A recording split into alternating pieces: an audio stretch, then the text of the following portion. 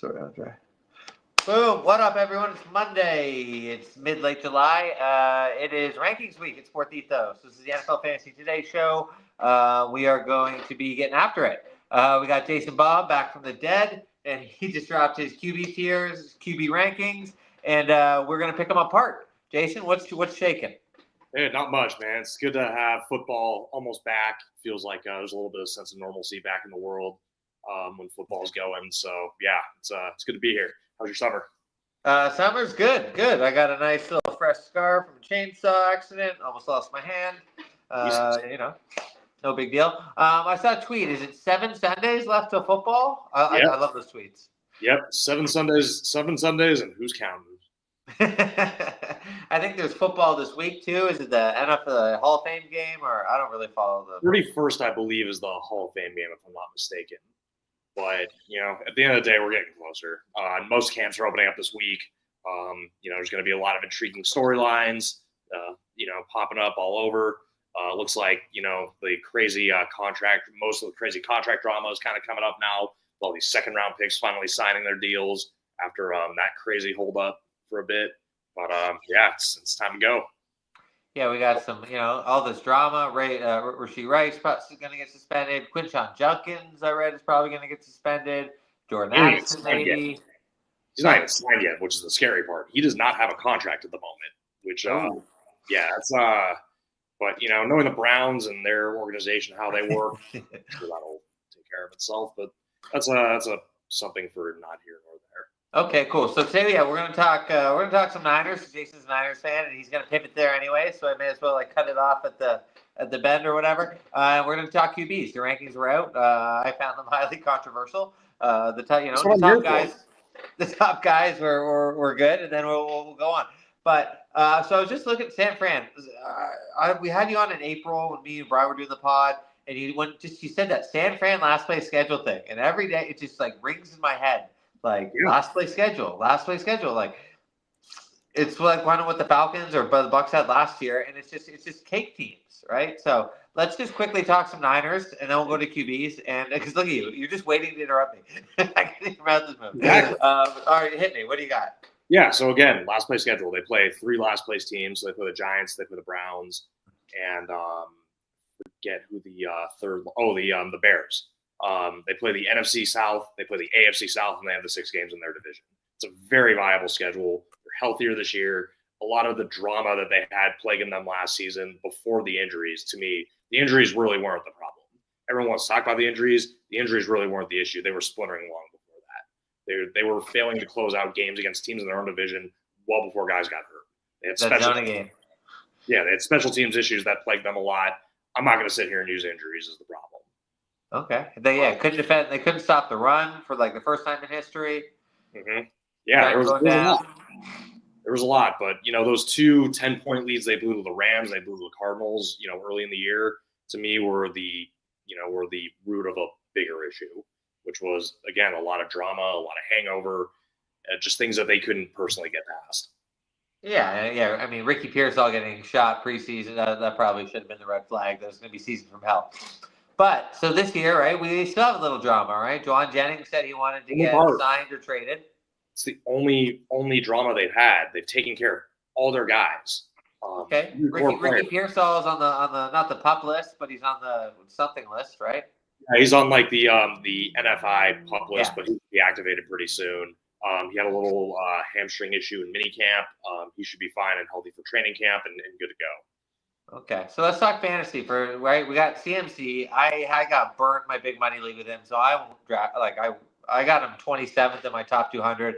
I know he slid into the top 10, but the risk is too high for me. He's still got the Achilles tendonitis. He's an older running back. He's not going to get the full workload. But where are you with CMC? I think 27th is a more than fair spot for him. I think more than fair. ADP of maybe mid to late second and beyond, 3rd round, I think is a more than fair draft spot for him. Although if you pick first overall, you can't really let him get past that turn again. That as well.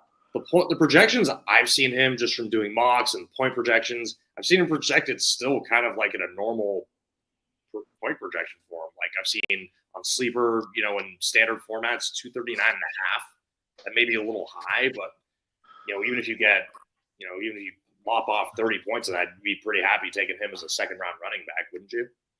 Yeah, well, that's the thing, right? You got to draft optimistically because anyone can get hurt. You don't really know, but I like to see the shades, right? He's got maybe some guys are more 85%. Like Derrick Henry's probably 90% to stay healthy. CMC's probably 70, right? Probably, but is he going to be healthy at the end of the season? How are they going to use him? But if San Fran's going to go realistically, what 13-4? I'm not going to say 13-4. Well, we're going to do their schedule. I don't know who they're losing to, but that means if they're up a lot, right? They're going to be running the ball, right? Maybe CMC sits some fourth quarters off if they're blowouts, but you're biased, so I'm not going to ask if you draft him. But let's just move further down the thing. What about Kittle? Brian did his projections, and he said it's a top 2 tight end tier, and then everyone else. And I was kind of shocked by that. I agree. I think I would say it's not. I would say Brock Bowers is kind of his own tier 1 right now, and George Kittle is tier 2, and then you start with Kelsey in tier 3. No, Trey McBride. It's Trey McBride and Bowers in that top tier, and then Kittle's in that second. That's fair. I'd put in if they could actually find McBride, let McBride score some touchdowns this year would help. Well, that's the theme of the summer: top positive touchdown progression or regression, whichever one. Yeah, you can't really regress from 0, so that's. But he got a couple in week 17. What about if let's say you don't love CMC, is Garendo the most must draft backup running back in history after we just had the Jordan Mason saga? Yeah, I would say Garendo's got to be a must draft handcuff. The other handcuff I would say outside of Ike Garendo is Ray Davis. Cook's having some contract disputes. You kind of don't know what's going to happen there with him. And as good as he is, that's definitely a big question mark. And with the Bills still a little uncertainty around the receivers and the tight ends, I would say Ray Davis is also a very important handcuff. But yeah, Garendo is probably the most important handcuff, right now, maybe in fantasy history. But I wouldn't sleep on Jordan James either. This guy was a very effective runner at Oregon, and Niners had a lot of success with 5th round picks. Okay. George Kittle. Okay, but the Ray Davis, of course, is especially because we saw with your Niners, if you hold out and maybe you don't do preseason, you're not at camp, and you start week 1 waiting after your contract, you're not the same, right? Brandon Ayuk was crap until he got hurt. I think he had one good game. Right? Yeah, there's definitely a correlation between taking the summer off and trying to ramp up in week 1. Yeah, except to be fair, Jamar Chase is a different level than Brandon Ayuk. I think we all know this. He held in as well and had one of the best fantasy seasons ever for a receiver. Okay, well played. Okay, good counter. Okay, so wide receivers, right? Except they're 2 different people. Yeah. But right, so we had John Jennings. I think he burst out in that week 1 game, right, against the Jets last year. No, it was the Rams, week 3. No, that's when he had the 180. But I meant week 1 is oh, this is a guy. I mean, he was a guy that people people didn't really know him. And that means he's not a guy. If people don't know him, he's not a guy. Yeah. What I'm saying is he always had the potential to be the guy because the guy was so good on 3rd downs, and he was just always a safety blanket for Brock Purdy that people just never really understood, or people outside of Niner fans didn't entirely understand until their team got burned by him. But so Jennings had a really good season, but now he's still he's still kind of getting drafted late because Ricky Pearsall's a shiny new thing. Where are you, Jennings versus Pearsall? Because Pearsall finished the season on a tear, but some of Jennings' advanced stats, like his first read share, are crazy. Mm-hmm. I'm still Pearsall over Jennings. I mean, Jennings is very reliable, but the holdout is kind of a thing right now, and I don't think people want to be burned by that. I don't want to get burned by that. I still think a full year of healthy Pearsall and plus some familiarity with Brock Purdy. They trained together. They grew up in the same area, basically, out in Phoenix. So there's some, a little bit of, pre-chemistry there. So yeah, I'm Slick Rick before Juwan. Okay, and then Ayuk, you don't have any inside info, but do you think he'll be on that PUP list? Do you think he's missing that first 6-8 games of the season? Or are they going to activate him? Will you just let me finish my question? No, absolutely not. And then week 1, so he'll be activated but maybe not play? No, I think he's going to miss the first 4 games. Is my 4, okay. Yeah, I think that's PUP list's first 4 to 6 games. I'm not actually sure. But there's pup 4. Yeah, 4. Yeah, 4. Yeah. Yeah, I was gonna say he tore his ACL in mid to late October. So putting him back in September, and that's usually I'm no expert, but I think it's usually a 12-month injury now. So I would put him before 12 months. They still have a lot of money invested in him. Yeah, my analytical hunch is telling me he's going to miss at least 4 games. It's really like an 18-month injury because like guys could be back after a year, but they're not the same. It always takes about 4 weeks to work up. So I just like it's just not somebody I will draft at any point because you almost if he's available, you almost have to start him, and then he gives you 4 fantasy points, and then what do you do? I would say he's great for if you're looking to draft long term and you can get it, hey, I'm going to draft this guy. I know the rest of my team can get me to the playoffs, and you have him for the playoff weeks. I think that's actually like reasonable. Sure, but that means then you stash him on the IR, and then week 1 you have 2 guys get hurt because it's football, and now Ayuk's just eating a spot in your IR. It's just football. You don't want to mess around with football. Okay, then Brock's going to tie into what we were doing before, but so what do we expect from Brock, right? He kind of had a bit of a down year, right? The O-line was banged up, his weapons were banged up. It was a year from hell. His interceptions were up. His yards per attempt were good, but he was running a lot more, which is nice. But overall, it was kind of a down year, right? Yeah, it definitely was. Like I said, touchdowns were down, picks were up. I think now with Debo gone, you're going to see the Niners throw the ball downfield a lot more, which is going to really help Brock, and I think it's going to ultimately help his fantasy numbers, and ultimately why I have him in my top 10. So you think that Debo was what? Because you just used him more just over the middle, kind of check downy, like jet sweep, little wide back, a lot of those, and he didn't have a great year. Debo, he was slow and inefficient. It slowed down the Niner offense a lot. Now you're going to have guys who can stretch the field a little bit more. I just don't. Yeah, it wasn't helping him at the end of the day. It wasn't helping Brock's fantasy case at the end of the day. You have McCaffrey, you have Kittle, and then Garendo is also he's got breakaway speed. I think this is the one-dimensionalness of the offense, right? They either ran it or they passed, right? The Jordan Mason couldn't really catch ball. So with the CMC, right, you can do play action and roll it out to CMC. There's just so many more options, makes them so much more diverse and dangerous. I think that really handcuffed them, even though Jordan Mason was running like 5 yards a pop. Yeah, exactly. And again, that's why, I'm assuming they'll have a better plan for McCaffrey this year to keep him healthy and keep him fresh and still be able to do most of the things that he does. Yeah, so we just see he's not going to have that like 75, 80% snap share, right? That's going to be a thing of the past, especially with a capable backup in Garendo. So it's going to be probably more maybe like a Gibbs Montgomery, right? Where I'm trying to think of another, what Kenneth Walker and Charbonnet are going to do, right? CMC's you're going to have to get more bang for your buck, but like the 100 rushing yard, 50-yard receiving, 2 touchdown games are going to be pretty rare. Yeah, I would say those are more than likely a thing of the past, unless he pops a couple. They're going to have to be more on the. You're going to have to get them out of the big play more so. I would say 65-35 snap share would be my prediction. That's still pretty. That's pretty. Okay, so let's go through the schedule quickly because I was doing this and I just can't believe there's like none of these. There's no like at Chiefs night game. At Baltimore, at Philly. It's ridiculous. So week 1 at Seattle, right? That's going to be a win. That's a game they could actually lose. I know Seattle's got some new pieces on offense. Dude, Sam Darnold. Everyone forgets Sam Darnold torched us last year. Oh, right. Yeah, he did, didn't he? Yeah, he absolutely torched us last year. However, it was in Minnesota, which is where we never win. So there's also that. But Seattle's got like a bottom 5 O-line. The book's kind of out on Darnold, right? Week 1, they're going to pressure him, right? So they are. They're going to have to get after him. Seattle also has a really good defense, and they have a couple new added pieces defensively that could, cause the Niners some problems. So that's going to be a very intriguing opening game. I'm a little bit worried about that one. That's true. Okay, week 2, Saints win by 30.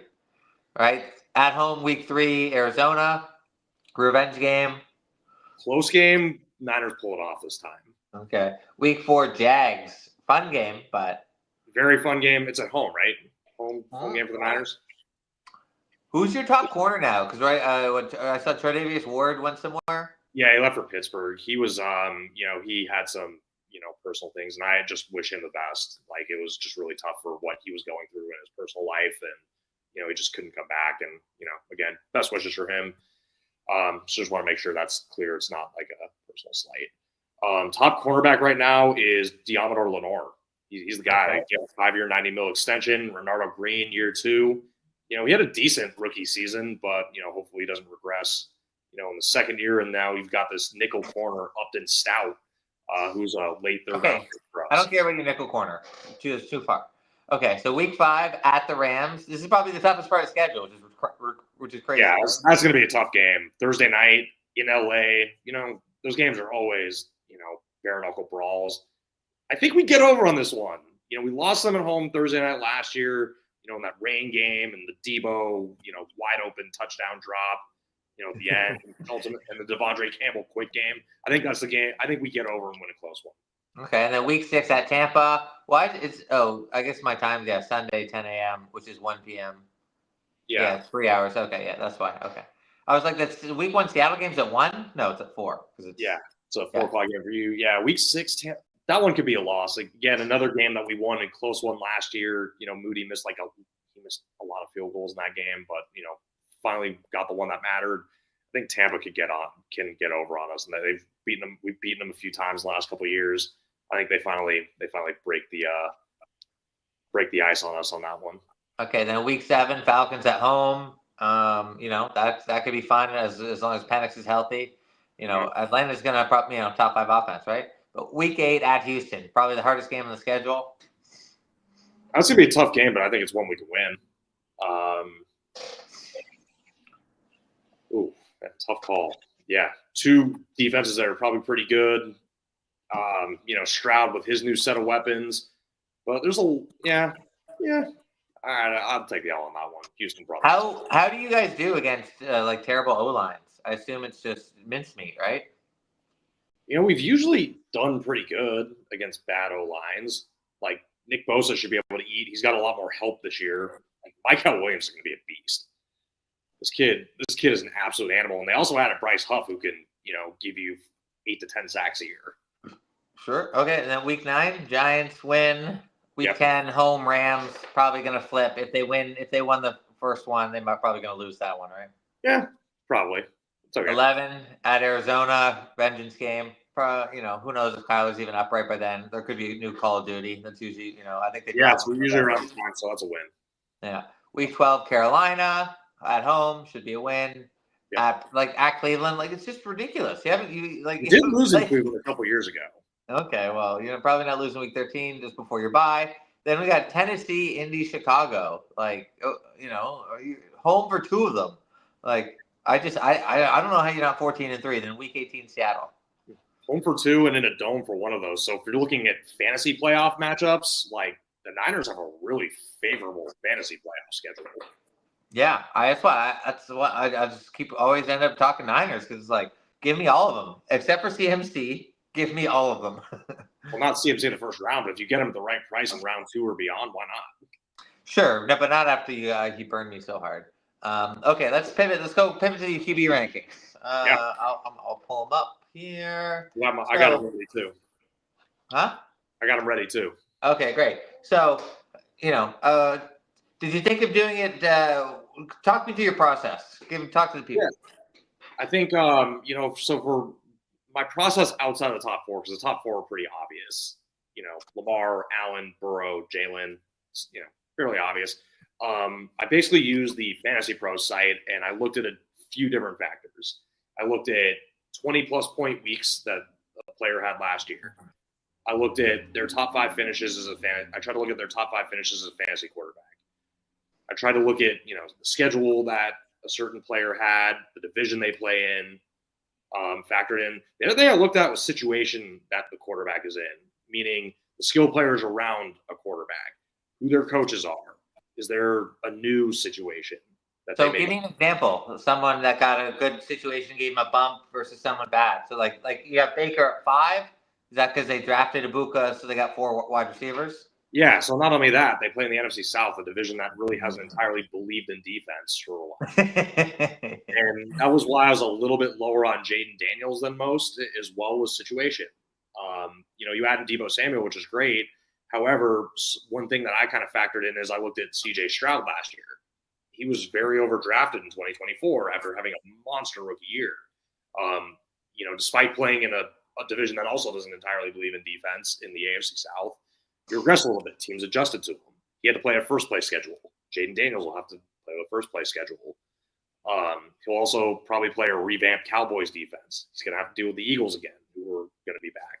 The Giants defense is a little bit underrated. They got a nasty defensive line that could really get after him. And they got Abdul Carter, right? Exactly. Not on top of the other three guys on that defensive front, which could arguably be a top 4 or 5 defensive. Brian Burns, Dexter Lawrence? Yeah. And Kayvon Thibodeau. Go Giants. Yeah, go Giants, Anthony. So let's stick with this first tier. So did you think about putting Lamar in a tier of his own? Because he scored almost 50 fantasy points more than Josh Allen last year, right?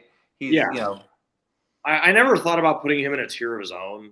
Josh Allen is still that good to me, and I know some of the context I put in what I wrote, may have said, oh, he may have been a little bit overrated. He just had Josh Allen had a couple insane fantasy weeks. Like he had a 50 burger one week, he had a 40 burger one week, he had a couple 30+ point weeks, but he was still consistently good. However, Josh Allen did have a couple sub 10 point weeks. Lamar Jackson did not. Right? Because it's like it's a copycat league. I've talked about this before, but the Chiefs kind of created this model where it's like you play defense by running the ball, controlling the clock, right? Not having explosive plays. And that's what Buffalo did. They went from this team that used to just air it out and sling it. Josh Allen went from leading league in interceptions, having the most, to last year doing the opposite. He had the fewest interceptions in the league, right? That's crazy. But as a result, his passing numbers took a massive hit, right? I think I'd have to see him, but it was under 4,000 passing yards, under 30 touchdowns, but his rushing numbers were still great. I don't think they're going to pivot back to being explosive, right? This is who the Bills want to be. They're going to run the ball, eat clock, and throw it to Khalil Shakir for 5 yards. No, it's exactly who they want to be. I mean, yeah, and just looking at the numbers, Allen threw for 3,700 yards last year, and he ran for 12 touchdowns because anytime he gets the ball, the thing with him is anytime he gets the ball inside the 2, he can run it in, just like, Lamar or Hurts. Inside the 20. Yeah, that too. But I'm saying, inside the 2, he could just, I'm just going to take the ball real quick. Let me just stick it over the goal line, and it's a touchdown. But no, it is who the Bills want to be, and I don't think it's going to change the fact that they lost by the nose of the football to the Chiefs in the AFC title game last year when they probably got jobbed. That's just tough because I mean you mentioned, right, with Josh Allen, right? He had that Rams game, the Lions game. I think he had 90 fantasy points. That's 25% of his total points for the season, right? Which is good and bad because it was late in the season. One of them was the fantasy playoffs. But would you draft Josh Allen in fantasy? I think he's got 4 top 2 seasons in a row. But maybe he's slightly trending down just because of the style of play. Oh, I'd still draft him. Okay. I would still, without hesitation, draft him. But with the draft capital, right? He's going probably top 30.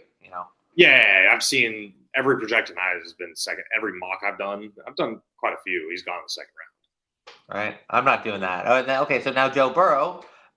It was the perfect fantasy supernova worlds, aligning, right?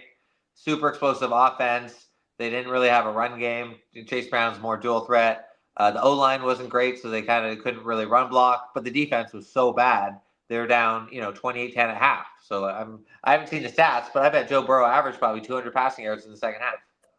Yeah, something like that. I mean, he threw for almost 5,000 yards in general, and he threw for over 43 touchdowns to just 9 picks. He also did run for 200 yards and 2 touchdowns. Granted, one of those touchdowns was a 40-yarder against the Giants. I don't remember that. Yeah, it was first quarter of Sunday Night Football when they played each other. He just broke out a 40 or 50-yard touchdown run. It was crazy. Weird. That's weird. I don't remember that. Yeah, I mean, so he has a little more mobility than people think, but pretty much all his touchdowns are always going to come via the air. But Burrow, right? He's the only guy in that first tier who only passes the ball. Does that make you more likely, less likely? Because he's probably got less injury risk, even though he has gotten hurt before. He's got the weapons back. You would take Allen over Burrow. Yeah. Yeah, because again, especially in standard formats when you don't have 6-point passing touchdowns, that's really what it boils down to. At the end of the day, if those stats are not created equal, which in standard formats they're not, yeah, I'm going to take Allen before I take Burrow because 12 rushing touchdowns, is 72 points to 12 passing touchdowns. Burrow's 48. That's 24 more points. Just math. Okay. Passing touchdown 6 though, I'm taking Burrow. Okay. And so Hurts, right? Tush Push. There's talk of it getting outlawed. Let's just hypothetically say Tush Push is banned. Where would Hurts go? Would he fall out of the top 10? Yes. I mean, again, this is a guy. Not to quote Chris Collinsworth. Now here's a guy. He didn't throw for 3,000 yards. Wow, he didn't throw for 3,000? No, he threw for 2,900. That's well, they threw the least passes in the league. Games were over halfway through the third, so that's not really on him. 18 touchdowns to 5 picks, but I mean, it's not on him. But do you want that as a fantasy manager? No, I'm not sure. He also got hurt. I had him in my super flex. He was out week 16, I think, right? Yeah. But so what do we do? For the Philly defense, they lost some guys in secondary. So defense probably is not going to be as good. Everyone in the world is saying the Saquon regression because anyone with that amount of usage, Madden cover, they always kind of get hurt, fall off the next season. So let's say if you think Saquon's going to get hurt, that means Hurts is going to have to step up, run more, pass more. 1 + 1 = 2. So would you be drafting Hurts for fantasy based on those theories? I think where he's going right now, early to mid 4th round is what I've seen. And again, the tush push ain't outlawed, so yes. Again, that's a lot of 1 to 2 yard touchdowns he's going to get. And let's see, last year he had 14. So 14 times 6 is what, 84? I mean, you're basically just, you got to expect it's going to be somewhere around that again since the tush push is an outlawed. So you're getting yourself, 70 to 85 fantasy points right there. Hurts. I get Hurts every year, but he does deteriorate down the stretch. This is a real thing. Whereas it's a lot of running, it's a lot of contact. He's a badass, and they won the Super Bowl. Congrats, but it's a thing. These running quarterbacks, except for Josh Allen and kind of Lamar, takes a toll on them, and they kind of mid-late season they go through a little. They might have to sit. He might be banged up, but it's a little worrisome. So, what would be your strategy if you want to go early round quarterback? You want to get someone in that first tier. Who would you be trying to target? I'm looking at Lamar. So just not fuck around. Yeah, no. I mean, you asked. Yeah, I mean, I'm looking at Lamar or Josh. I've had Josh on my team a couple times, and he's been fantastic. But Lamar's numbers, it's like you said, 50 more fantasy points than Allen. He threw for more touchdowns. He's got more passing weapons, I would say, this year now with the emergence of Isaiah Likely. Mark Andrews is back. They added D-Hop. Rashad Bateman's finally been healthy for the first time ever. And Zay Flowers will be back too. So there's a lot of guys for him to throw the ball to, and plus he's got Derrick Henry. And when everybody's trying to add attention to Derrick Henry, that just means, it opened up a lot for Lamar last year. And Lamar also only threw 4 picks. Well, I know that's crazy, right? I think, and then 2 against the Bills in the playoffs. He's still not really that playoff guy. But so the whole thing is about prognosticating, right? Trying to predict the future. Baltimore was so dominant in the second half. He kind of front loaded a lot of his stats when the defense was crap, right? But then when they put Kyle Hamilton back to safety, it solved a lot of the problems.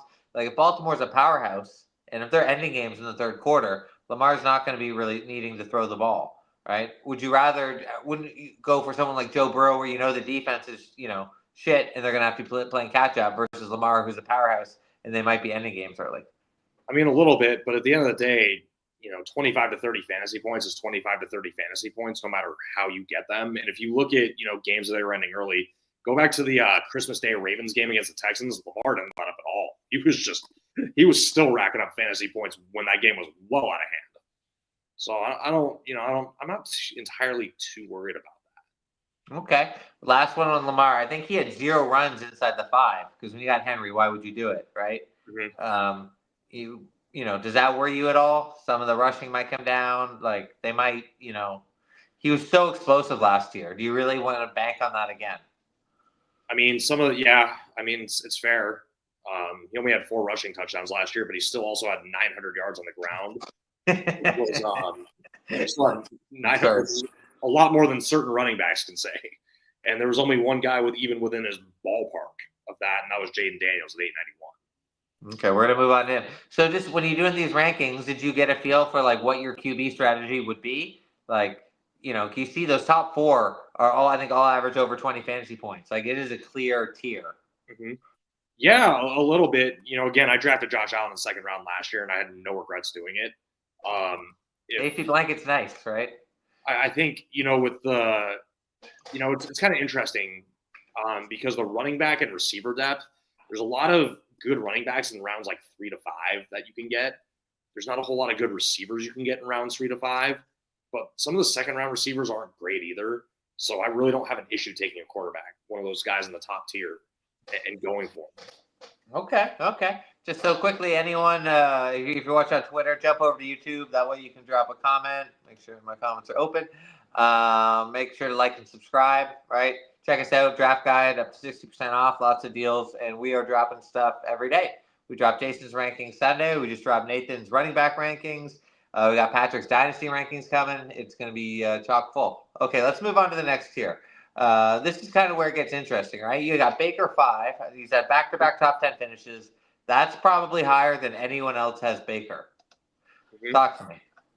Baker's got Mike Evans. And as you know, I'm a big Mike Evans truther. I mean, it's a guaranteed 1,000 yards right there. Every year, without fail. I also like the fact that both of his running backs, kind of like Burrow, are very more dual threat.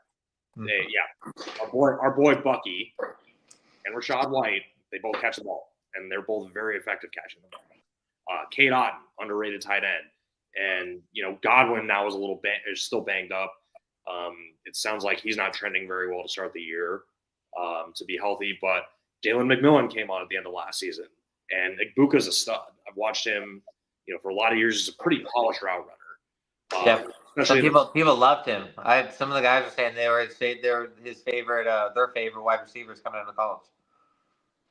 Yeah. So that's kind of why I'm still very high on him. Do you know who was the most rostered player on Yahoo championship teams last year? Which guy was on the highest percentage of teams that won their title on Yahoo? Cade Otton.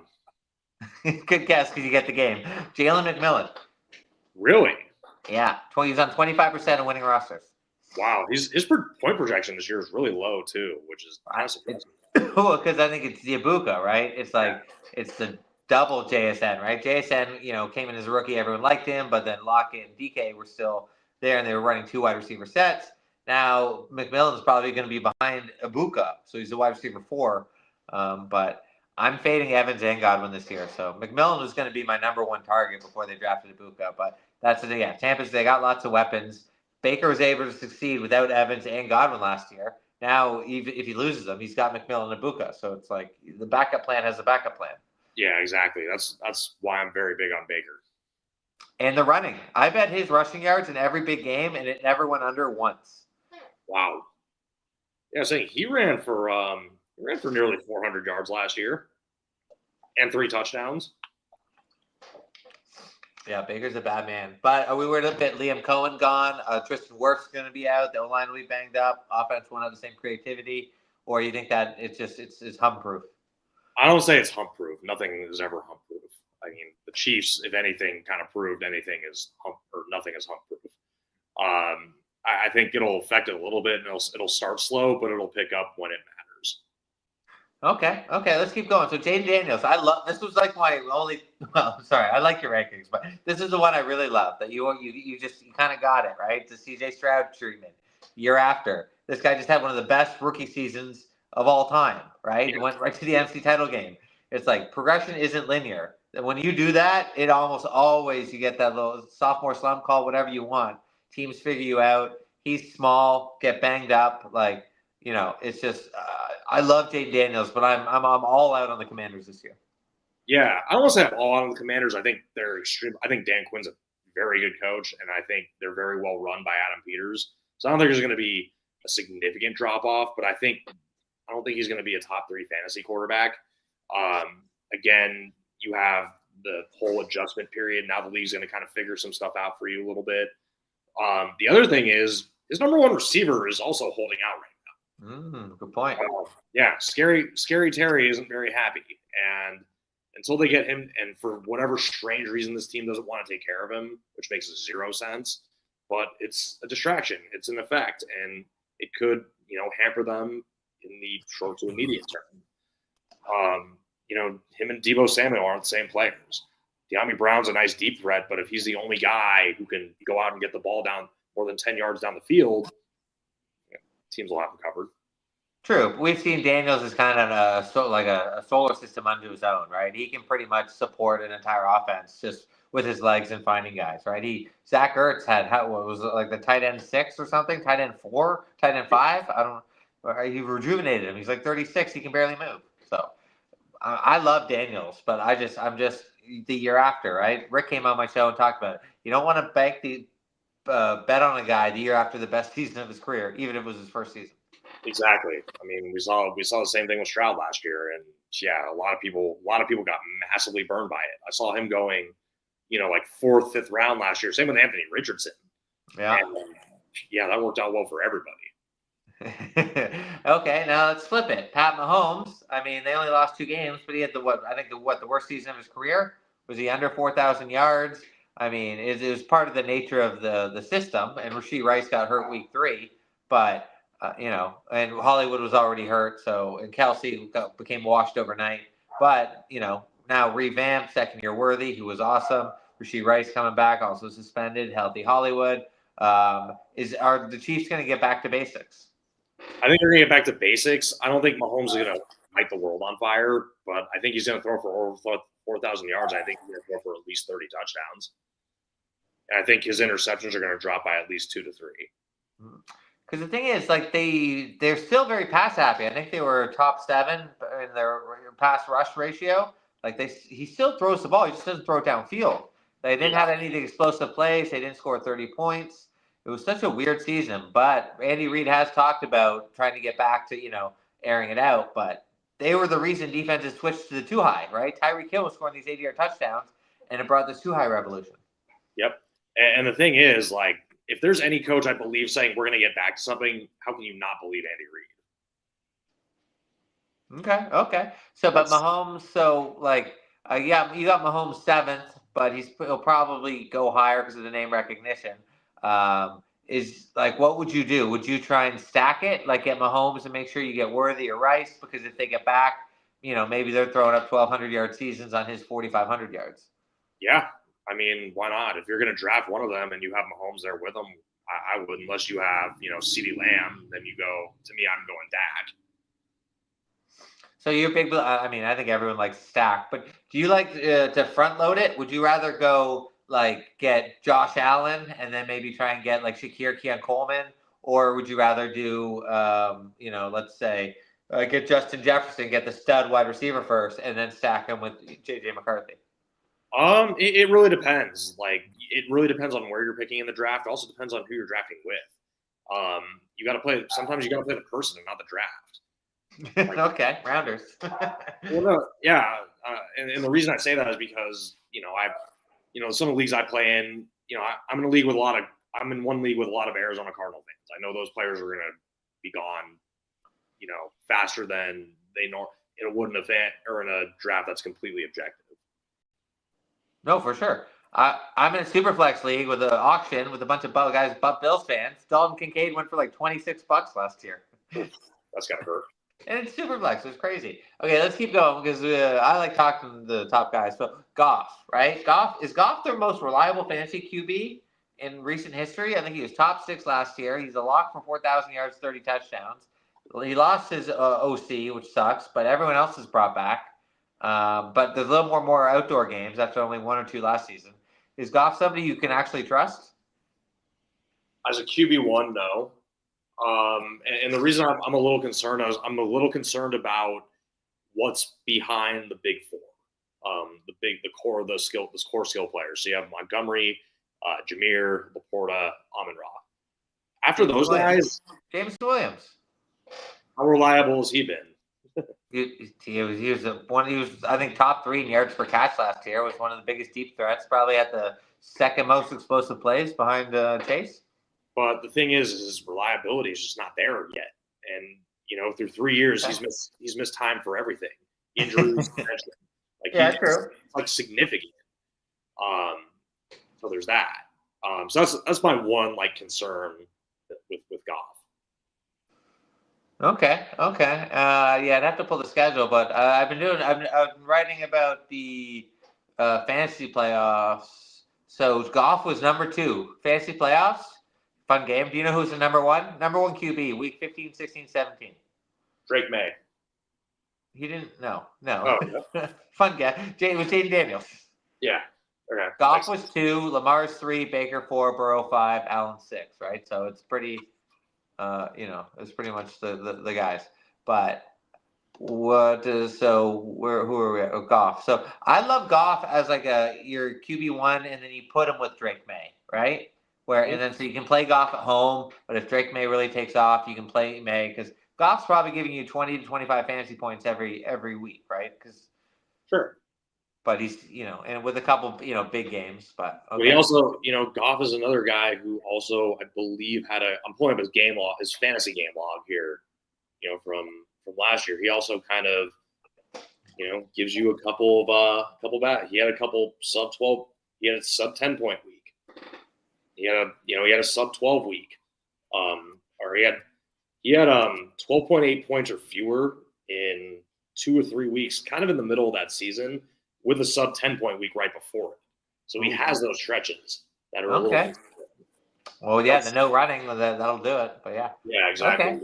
The lack of mobility is kind of the thing that's the one thing that really holds it back. So we got tier 3. So what made you make the break between tier 2, tier 3? Why is Jared Goff in a tier above Bo Nix? I don't know where I kind of broke that. I don't have an exact science with that one. I got to be transparent here. I just didn't want to put I feel like 4 quarterbacks in each of the first 2 tiers made sense, and then you widen it out as the tiers go. Okay, and also reliability, right? Goff, Mahomes, big. Have all been doing it for a while. Mm-hmm. Bo Nix has only 1 season under his belt, right? So, exactly. It was a good one. It was a great one. Yeah. I mean, it was a good one after a certain amount of weeks, but the early struggles were very real. So yeah, you couldn't play well on the road. So Denver, right? They got a maybe top 3 O line. They got a great coach. They got RJ Harvey run the ball. I mean, it's just such a great system in Denver. What do you think? Is Bo Nix, did he hit his ceiling? Because I think he was crazy hitting his deep throws. Marvin Mims might make the leap. They drafted Pat Bryant. They brought in Evan Ingram, who had over 100 grabs just 2 years ago.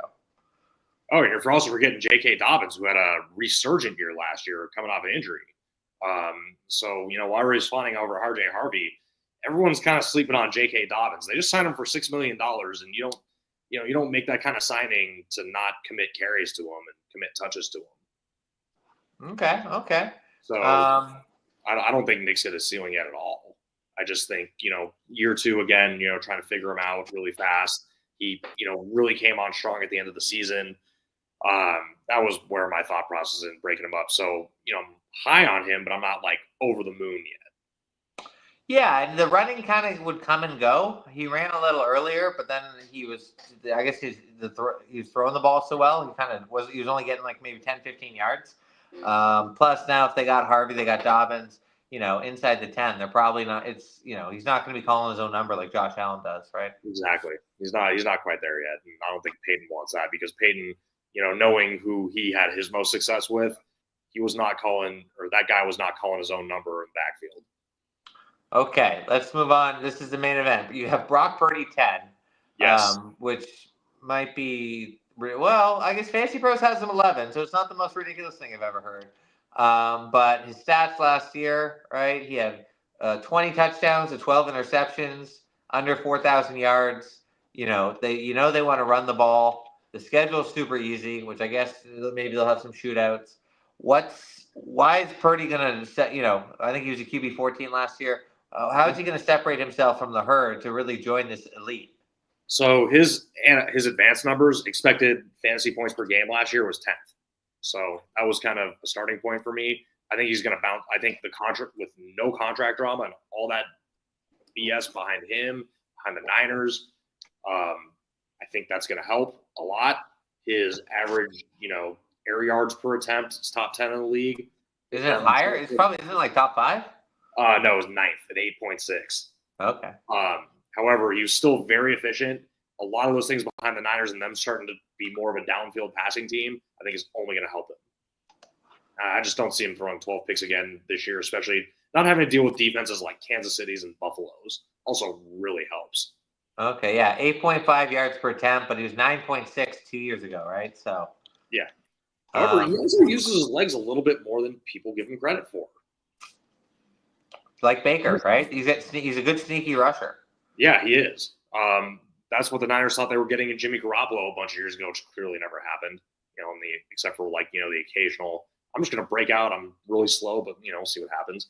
Remember, 323 yards last year and 5 touchdowns. So, very respectable. You'd like to see the fumbles lost and the picks go down, but I think everything's trending for him to be right. You don't pay that guy to not just sit there and manage a game. He's gonna take some shots. Ayuk will get back eventually, and I don't see why he won't throw for 4,000 yards and at least 25 touchdowns. Yeah. So what's the silver bullet for him? Is it just the schedule? He's playing all these soft defenses, so they're going to be back to putting up 30 points. And it was CMC. If let's say he scores 15 touchdowns, probably 5 of them are receiving. Okay. But what does he need? What stat would be the thing where it's like, okay, that would be top 10? Like, would it be Ricky Pearsall having 1,000-yard receiving season? Yeah, Pearsall or Jennings. Yeah, having an actual 1,000-yard receiver on top of Kittle would be key. Okay. So yeah, Pearsall or Jennings going for 1,000 would be. What would you want the record to be for him? Like, if they go 13-4, or would you rather it's like 11-6, and they lose a couple 37-34 games, but where he threw for 280 and 3 touchdowns. Do you want my fantasy fan perspective hat on this one, or do you want my Niner hat on this one? I want your fantasy one. I don't care about your Niner hat. yeah, no, definitely the latter then. 11-6, they won a few shootouts. Where it was 2019 when they had a game like that against the Saints where they won 45-42, an absolute just haywire fantasy game for everyone. It's probably arguably one of the greatest fantasy games in the history of fantasy games. Okay, wow. Like Garoppolo, I think had the game of his life. Kittle had a monster game. Mostert had a monster game. Breeze had a monster game.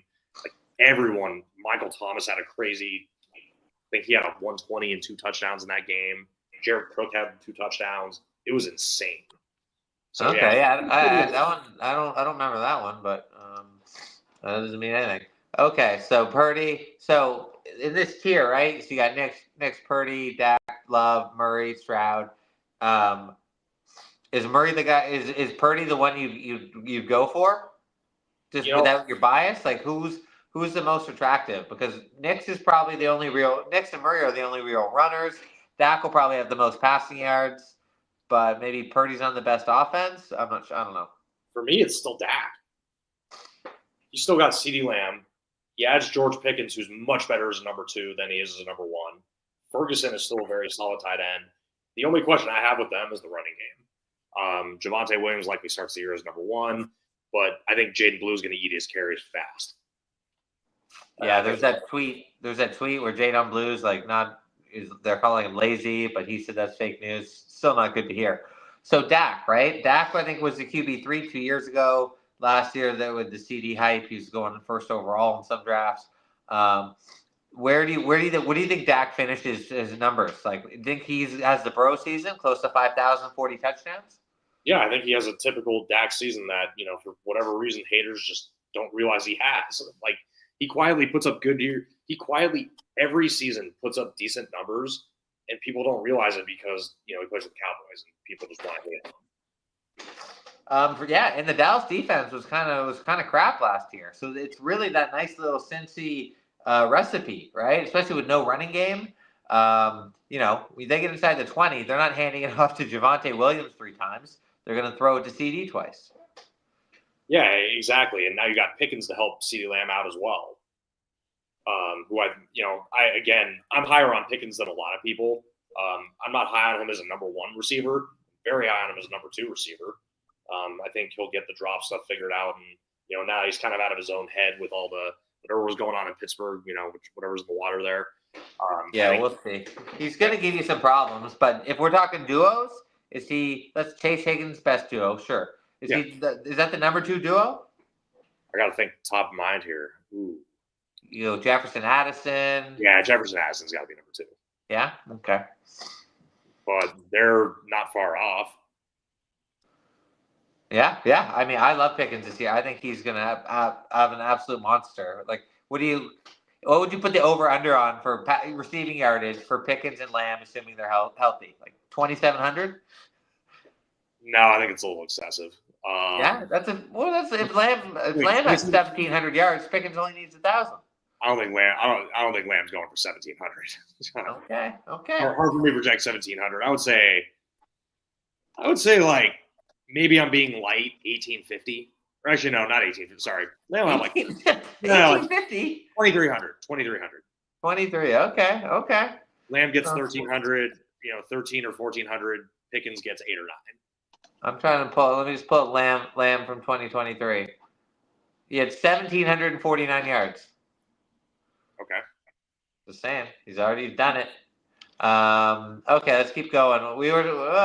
I wanted to cover a lot, but this is good. This leaves a lot to under the carpet here. Let's just go quick. So, who do you like in this kind of next little at the end of the tier? Right, you got a Murray, Stroud, Herbert, Jordan Love. None of them are really going to run except for Kyler, but they all got cannons. Is it just about the weapons, not the talent? Yeah, it really is. It really comes down to the weapons. That's why I'm very low on Herbert. And somebody I know in my life is not very happy with me when I told said person about my rankings and where I had Justin Herbert. But they're gonna have to live with that. Right now it's really just. Again, our boy Ladd, great receiver, but now he's the number one guy, and there's a whole lot of question marks after that. New running game, new receivers after him. A tight end who's really not that much of a pass catching threat. And the coach, their offensive coordinator is Greg Roman. And from personal experience, I know he's kind of held quarterbacks back from really reaching their ceilings. So for sure. And we know they drafted Murray in Hampton. They want to run the ball. They brought Najee in. Hopefully he can see. But it's going to be a run heavy approach. They got a great defense. It's just not a good recipe for the quarterback to have, even 250 yards, 2 touchdowns. Exactly. It's not their game. And again, after Ladd, it's not a lot. Trey Harris he's an exciting rookie, but I don't know what we're going to get out of him year one. Would I draft Trey Harris though? Yeah, I'd draft him in the 12th or the 13th round if he's there. Sure. Yeah, it's the end of the draft. Who cares? Okay, let's just skip because we're only going to go to an hour, so we got 7 minutes. Let's just skip down to later tier. So I'm at tier 5 here. So what was the thinking by having Drake May this low, right? I think if 20-point finishes, top 10, I don't think he had top 5, but he threw almost multiple touchdowns in every game. He's the best. He's a top 5 running QB. The O-line's improved. The weapons are improved. The coaching's improved. The schedule's super easy. It was the first thing I wanted to see where Drake May was, and I just couldn't believe how low you had him. You would think the coaching's improved, and it has from a real football perspective. But remember, from a fantasy perspective, Mike Vrabel loves to run the ball, and he loves to use a number one bell cow running back. And that's where I'm just not there yet. Again, it has less to do with Drake May and more to do with I don't entirely trust Mike Vrabel. And, those Patriot Way guys hate fantasy football. They only hate fantasy football. How many years did people draft Julian Edelman and get burned? I don't think that many. I'm saying, I knew people in leagues I was in draft him like 3rd, 4th round, and, they were left disappointed. Okay. So I'm a little concerned that Vrabel's going to try to bring that same style. I just don't know what he's going to do yet, and I'm just really uncertain. I'm just caught in the middle of that right now. And then JJ McCarthy, right? Another guy I felt you had too low. The Vikings are a QB factory, right? They haven't had somebody finish outside the QB 10 in like 5 years, right? Kirk Cousins they turned into a fantasy stud. Even and last year they rejuvenated Sam Darnold, right? JJ McCarthy, I think, was a first-round pick. He got a whole year off. The O-line's improved. They got another running back, another year for Addison and Jefferson. Plus, you get a full year TJ Hawkinson. Like JJ McCarthy is going to be one of my favorite targets because of the draft capital and his potential ceiling. Oh, I love JJ McCarthy. No, I really genuinely do. You don't. Your list says you don't love him. him. But to be fair, he hasn't played a single down. Yeah. That's kind Jaden of Daniels. Yeah, but Jaden Daniels is rated, for middle, lower pack. I just don't know. I got to see him prove it first. But I think I know one of the questions you would ask me prior to the show was what tier 5 guy can emerge here and win you a league? It's McCarthy. He has not Drake May. He has the absolute. I mean, there's no better situation to walk into than JJ McCarthy. But the health is a concern. He hasn't played it down. It's a concern. Torn meniscus thing. I mean, yeah, it's a concern. It's not unfair. And he likes to run a bit too, right? He's not a straight pocket passer. Yeah, he's got that Baker Brock thing, right? A little bit with a little less speed, yeah. And one worse knee. So and then you got Bryce. I think Bryce was QB2 like week 17 and QB1 week 18. And they added Tedero McMillan, right? And he's going to run dual threat. So what was the rationale? So you got Bryce, Drake, McCarthy over some of these guys like, Darnold in a worse situation. Stafford's like 38. Aaron Rodgers is 40,000. Tua can stay healthy. Aaron Rodgers. They were the same year as Mahomes last year, statistic-wise. They had very similar seasons. Josh Allen too, minus the rushing, yeah. Yeah, people forget that. Okay, but that was a pass-happy system. Pittsburgh will not be that. Plus, he had Garrett Wilson and Devontae Adams. Now he just has DK Metcalf, who hasn't looked good in years. He's got Metcalf. He also got Pat Freiermuth, who I love. Big move guy. But the thing with him, and why I have him, at the very top of that tier is, he showed a lot of improvement at the end of the season, but he's got to prove it, before the bottom falls out. But I trust his coach. I'm big on McMillan. I watched him, unfortunately, torch my school quite a few times in his time in college, and I think he's very good. I also love Xavier Legette to be the number 2, not a number 1, so that helps. I just don't know who his tight end is. Chuba Hubbard's a very good number 1 running back, but if he gets hurt, they're in trouble because Brooks is out for the entire season. Well, no, they brought Rico Dowdle in. Oh, that's right. Okay. Dowdle's nice. Yeah, Dowdle was nice. He had some good fantasy weeks last year. Yeah, he's not dual threat though. So for me, I would have almost flipped your tier. I like tier 5 better than tier 4, right? Trevor Lawrence, right?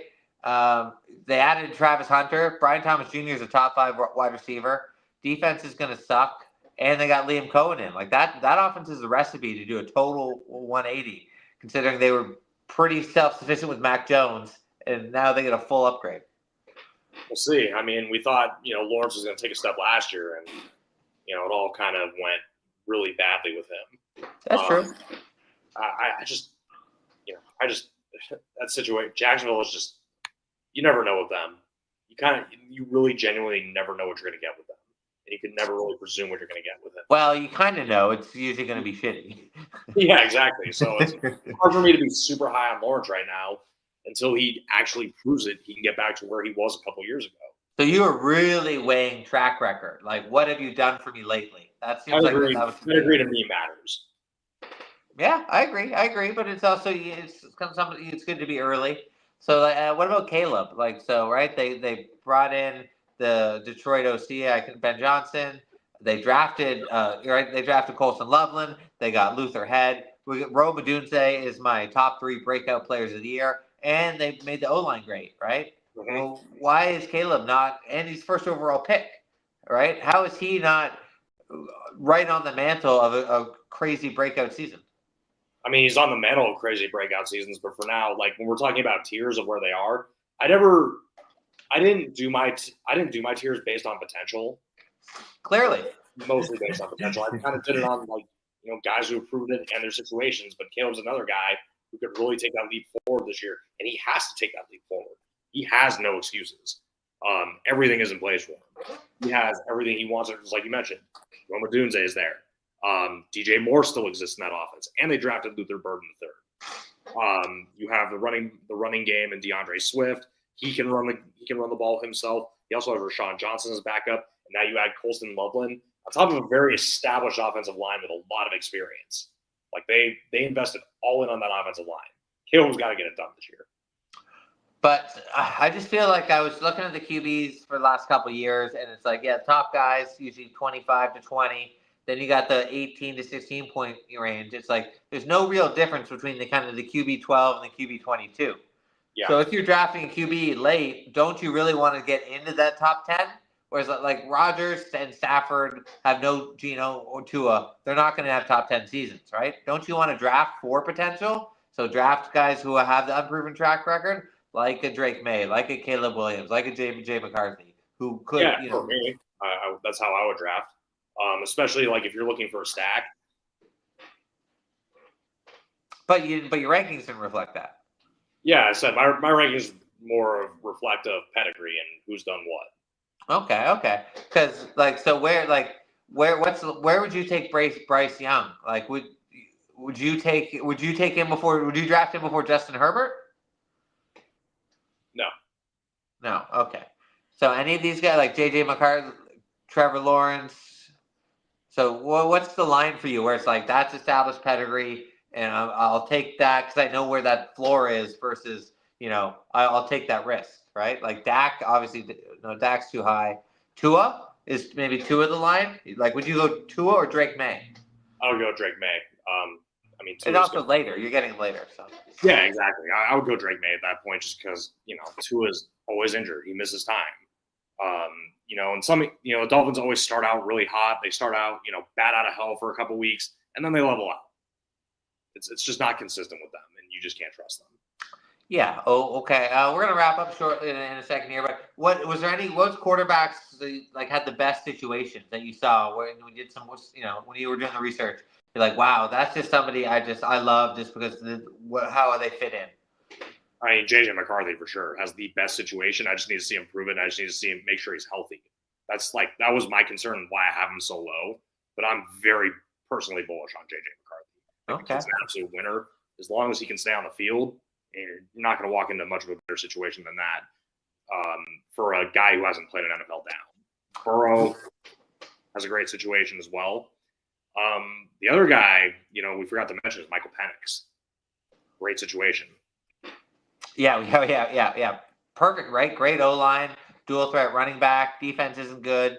You got Drake London. You got Darnell Mooney playing in a dome, playing in a bad division. Like, that's a lot of check marks. Mm-hmm. And they also have do we dare say it, John? Do we dare say it? Kyle Pitts. Sure. Yeah. Whatever Kyle Pitts says.